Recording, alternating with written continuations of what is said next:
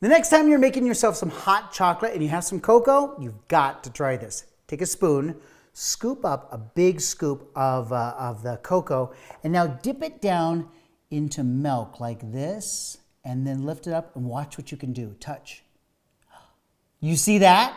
It looks like magic. Look at this. You dip it down, and when you touch, it becomes dry once again. No camera tricks at all. In fact, try it with water. Dip it down into water like this. Look at that. And now you lift it up, and it looks like it's wet and it's perfectly dry. Now, to better explain this, I think we're going to have to use a science toy that you might have had as a kid. It was called magic sand. And the magic sand looked like this dry sand. But the magic sand was special. It did the same thing. If you took a spoon and you scooped up some magic sand and you dip this down in the water, watch what happens.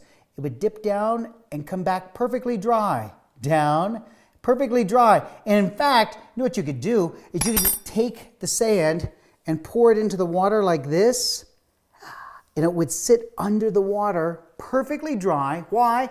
Because they put a special oily coating on the sand. That's what made it magic sand. You could pour the water back off again, and the sand was perfectly dry.